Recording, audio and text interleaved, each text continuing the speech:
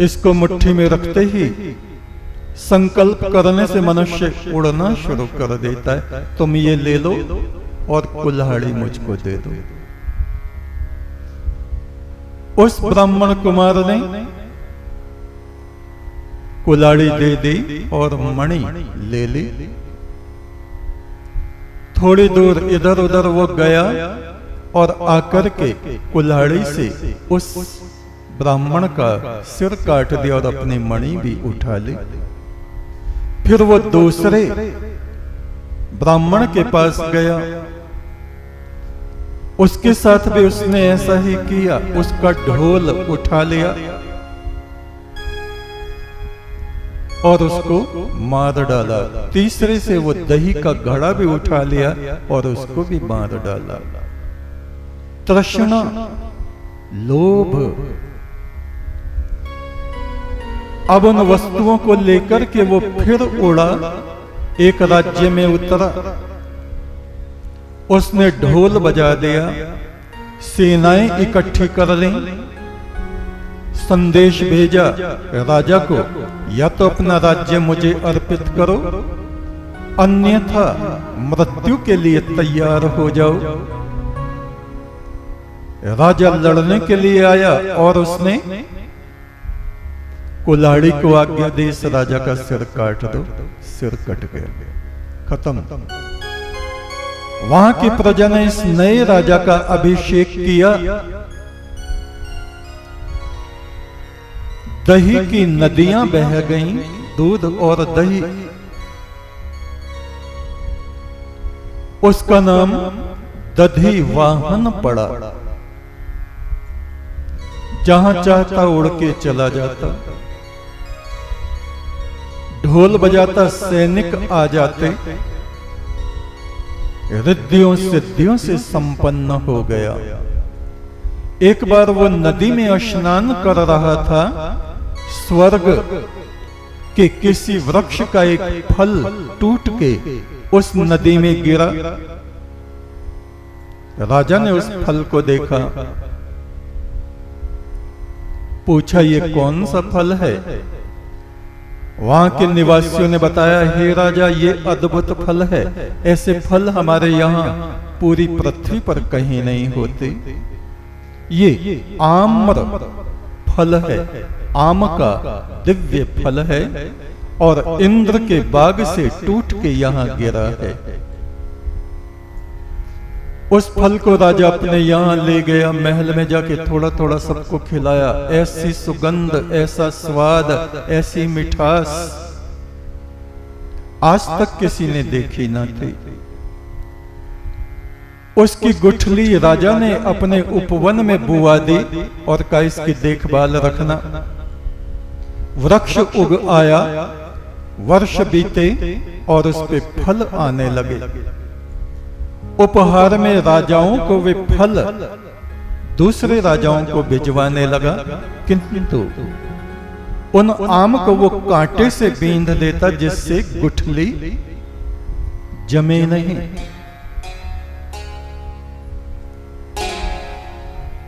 जिन जिन राजाओं ने वो फल खाए अचरज से भरे रह गए और गुठली पृथ्वी में दाबते हैं, बोते हैं, लेकिन पेड़ उगता ही नहीं। एक राजा ने अपने यहां से एक माली भेजा, कहा ऐसा करो जो वो आम कड़वा हो जाए, अपनी सुगंध, अपने मिठास को खो दे। माली ने कहा ये तो बाएं हाथ का काम है, अब करा। कपट से वो राजा के यहां प्रवेश कर गया, माली की नौकरी करने लगा। उस माली ने उस वृक्ष के चारों तरफ नीम के पेड़ लगा दिए, कड़वी लताएं, घास उसके चारों तरफ बो दी और अब की फसल जो आई आम कड़वे, सुगंध खत्म, मिठास खत्म। राजा को बड़ा आश्चर्य हुआ। उस राजा के यहां जो राजगुरु थे, उनसे पूछा, हे राजगुरु ये क्या हुआ? कहा, राजा पहली बात तो ये है कि ये तुम्हारे कर्मों के फल हैं। तुमने जो पाप कर्म किए, ब्राह्मणों की हत्या कर डाली, उस कारण से ये फल कड़वे हुए। दूसरी बात ये है कि जो नया माली आया है ये कपटाचारी है। आपने देखा नहीं, वहां जाके चारों तरफ उसने नीम के पेड़ बो दिए हैं। नीम की जड़ें उस आम की जड़ों से लिपट गई हैं। नीम की डालियां उस आम की डालियों से लिपट गई हैं। उन नीम की संगति से, संसर्ग से ये देवलोक का आम भी कड़वा हो गया है। हे राजा, जिस मनुष्य की बुद्धि दूषित हो जाती है, जो लड़ने झगड़ने वाले लोगों के संग निवास करता है, जो बहुत अधिक बोलता रहता है, दुष्ट प्रवृत्ति वाले जिसके मित्र होते हैं, उस पुरुष के गुण धीरे धीरे नष्ट हो जाते हैं और उसमें अवगुणों का, कड़वाहट का, कुटिलता का, दुष्टता का संचार हो जाता है, जैसे कि तुम्हारे भीतर हुआ। राजा को बड़ा क्रोध आया। कहा, राजगुरु अपनी वाणी को रोकिए। राजगुरु ने कहा, मैं तो अपनी वाणी को रोक लूंगा, किंतु तुम्हारे कर्मों का क्या होगा राजा? उस राजा ने क्रोध में आके कुल्हाड़ी को आज्ञा दी, कुल्हाड़ी चलो, इस राजगुरु का सर काट डालो। कुल्हाड़ी उसके चारों तरफ घूमती रही। उस राजगुरु का उसने स्पर्श भी नहीं किया। राजगुरु ने कहा, राजन मैं चाहूं तो ये कुल्हाड़ी वापस तुम्हारा सर काट देगी, किंतु मैं ऐसा पाप नहीं करूंगा जैसा कि तुमने 3 ब्राह्मणों की हत्या करके पाप किया। मैं अपने राष्ट्र से बंधा हुआ हूं, इस कारण तुम्हारे संग इस राजमहल में प्रजा का हित करने के लिए विद्यमान रहता हूं। हे राजा, उचित है कि तुम किसी और को राज्य दे दो, इस पाप बंधन से मुक्त हो जाओ। वहीं हिमवंत प्रांत में जाकर उन तपस्वियों की पर्णकुटी के बीच एक अलग पर्णकुटी बनाकर तपस्या करो, और मैं भी समय आने पर उस हिमालय में, हिमवंत में जाकर के तप करूंगा, जब तक कि ये राज्य और ये प्रजाएं सुरक्षित नहीं हो जाती। राजा ने उसकी बात को मान लिया।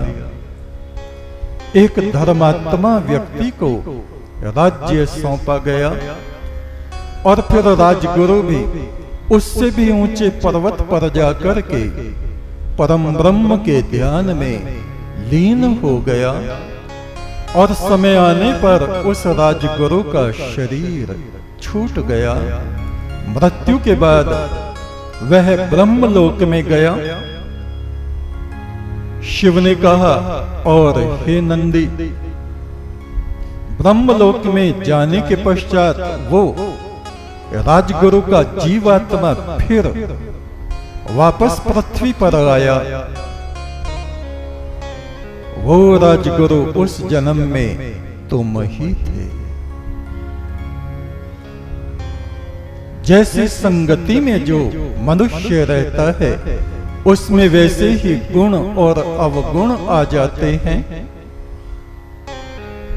इसलिए हे नंदी, निरंतर उत्तम पुरुषों का संग करना चाहिए और अपने अंतःकरण में निरंतर उस परमात्मा परम ब्रह्म की किरणों में स्नान करते हुए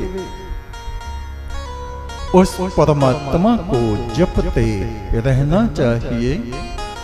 निरंतर अपने ध्यान को उस परम पुरुष अविनाशी सत्ता परम ब्रह्म में हमें स्थिर रखना चाहिए। क्रोध का त्याग कर देना चाहिए, मौन रहना चाहिए, छोटी छोटी बातों पर किसी से उलझना नहीं चाहिए।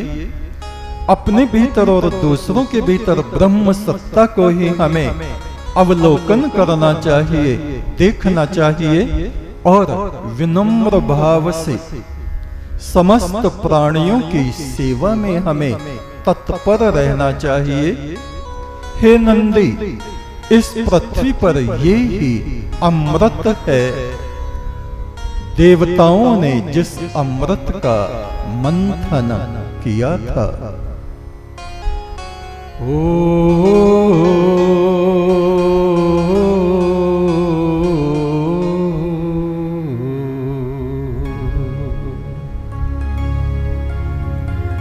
सच्चे गुरु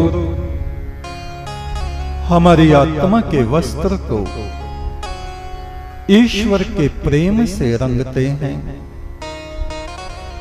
जन्म मरण के धागे को तोड़ देते हैं और तब जब हम उस परमात्मा के नाम को जपते हैं तो उस प्रभु परमेश्वर का अमृत हमारे ऊपर बरसता है। पिया ने रंग दीनी रे चदरिया, नैना नील गगन बने हैं, बरसे प्रेम बदरिया। पिया ने रंग दीनी रे चदरिया।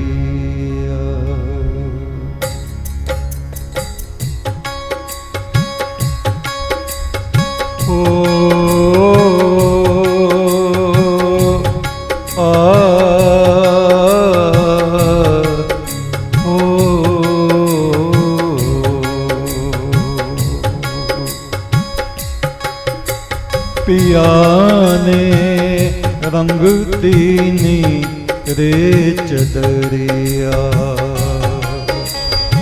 पिया ने रंग दीनी रे चदरिया। पिया ने रंग दीनी रे चदरिया। पिया ने रंग दीनी रे चदरिया। नैना नील गगन बने हैं, नैना नील गगन बने हैं, बरसे प्रेम बदरिया।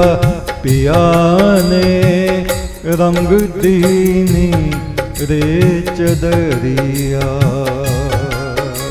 पिया ने रंग दीनी रे चदरिया। पिया ने रंग दीनी रे चदरिया। पिया ने रंग दीनी रे चदरिया।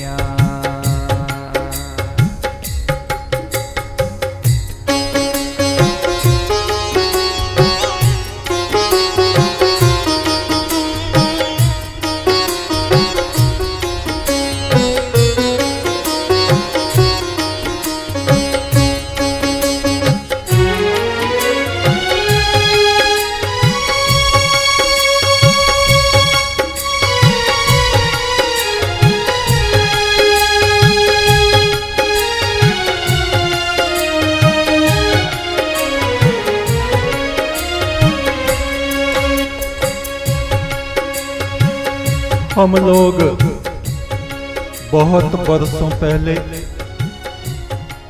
गोरखपुर गए थे। वहां से करीब ही मगहर एक जगह है जहां संत कबीर की समाधि बनी हुई है। उन्होंने बताया यहां से करीब है 15-20 किलोमीटर होगी। अब बार बार हम ये सोचें कैसे जाएं, रात हो गई, अब कैसे जाएं। उन्होंने कहा ये भी कोई बात है, सुबह चलेंगे, रात में क्या करेंगे। बस हमारे भीतर कैसे जाएं, रात में कैसे जाएं। कोशिश की, कोई वाहन मिले, कुछ नहीं मिला। सुबह हम लोग गए और हम लोग इसी रचना की वहां पर शूटिंग कर रहे थे। एक गुलमोहर का पेड़ था, लाल लाल फूल खिले हुए थे। उसके नीचे हम बैठ गए ध्यान की अवस्था में। और तभी हम क्या देखते हैं, कबीर बिल्कुल हमारे निकट, उनके हाथ में एक प्याला। कहा, लो कल से तुम्हारी प्रतीक्षा हम देख रहे हैं, आए नहीं। ये प्याला ऋषियों का अमृत, देवों का अमृत, उस प्रभु परमेश्वर का ये प्यार है, पी लो। दोपहर का समय, हमने कहा प्रभु हमारे तो उपवास है, निर्जल व्रत। बोले काहे के उपवास? इस समय तुम भौतिक शरीर से अलग हो और हमारा भी भौतिक शरीर नहीं। और ये ब्रह्म जल, ब्रह्म अमृत भी भौतिक नहीं, आत्मिक है। जल्दी ले लो और पी लो। तुरंत हमने लिया और पी लिया। ये सत्य घटना वहां पर घटित हुई और ये रचना वहीं की रचना है। नैना नील गगन बने हैं, नैना नील गगन बने हैं, बरसे प्रेम बदरिया पिया ने रंग दीनी रे चदरिया। पिया ने रंग दीनी रे चदरिया।